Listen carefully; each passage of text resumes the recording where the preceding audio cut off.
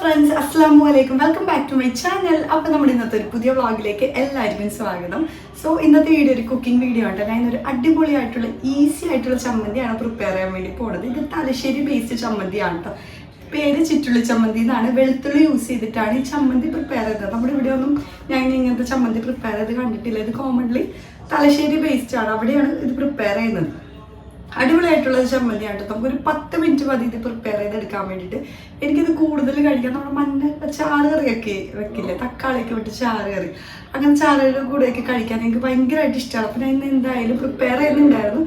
So ഞാൻ വിചാരിച്ച ഒരു വീഡിയോ ആയിട്ട് എടുത്ത് നിങ്ങൾക്കും കൂടെ ഷെയർ ചെയ്യാമെന്ന് വിചാരിച്ചു. അപ്പം നമുക്ക് എന്തായാലും ഒട്ടും താമസിക്കേണ്ട നേരെ വീഡിയോയിലേക്ക് പോവാം. അപ്പം നമ്മുടെ വെളുത്തുള്ളിയും ഉള്ളിയെല്ലാം ഉലിച്ച് വെച്ചിട്ടുണ്ട്. നമുക്കിത് കല്ലിലിട്ടിട്ട് നന്നായിട്ടൊന്ന് ഇടിച്ചെടുക്കണം.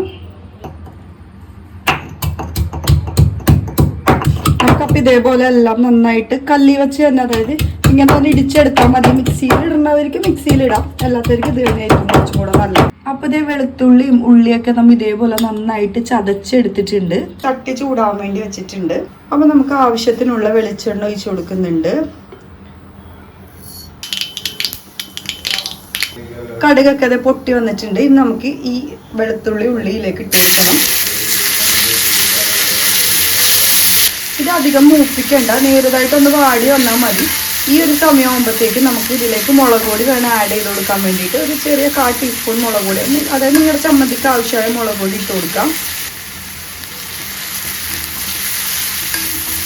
ഇനി നമുക്കിതെല്ലാം കൂടെ നന്നായിട്ട് മിക്സ് ചെയ്തെടുക്കാം. നമുക്ക് അടുത്തതായിട്ട് വേണ്ട ഒരു മെയിൻ ഇൻഗ്രീഡിയൻറ്റ് എന്താണെന്ന് വെച്ചാൽ പുളിയാണ് കേട്ടോ. വാളംപുളി എല്ലാം പിഴിഞ്ഞ് വെച്ചതായിരുന്നു. അത് നമുക്കിതിലേക്ക് ഒഴിച്ചു കൊടുക്കാം. വെള്ളം മാത്രം ഒഴിച്ചു കൊടുക്കുന്നുള്ളൂ. എന്നിട്ട് നമുക്കിതെല്ലാം കൂടെ നന്നായിട്ട് മിക്സ് ചെയ്ത് കൊടുക്കാം. ഇതിലേക്ക് ആവശ്യമായ ഉപ്പ് ലാസ്റ്റ് ഇട്ട് കൊടുക്കുന്നുണ്ട്.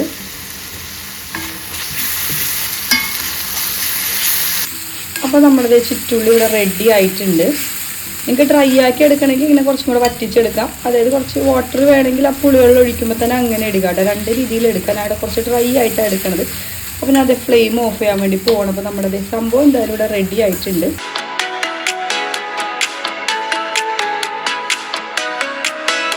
സോ ഇതേ നമ്മുടെ ചമ്മന്തി ഇത് ഇവിടെ റെഡി ആയിട്ടുണ്ട്. അപ്പം ഞാൻ ഇതെന്തായാലും ടേസ്റ്റ് ചെയ്ത് നോക്കട്ടെ. എൻ്റെ ഫേവററ്റ് ആണ് അല്ലെങ്കിലും.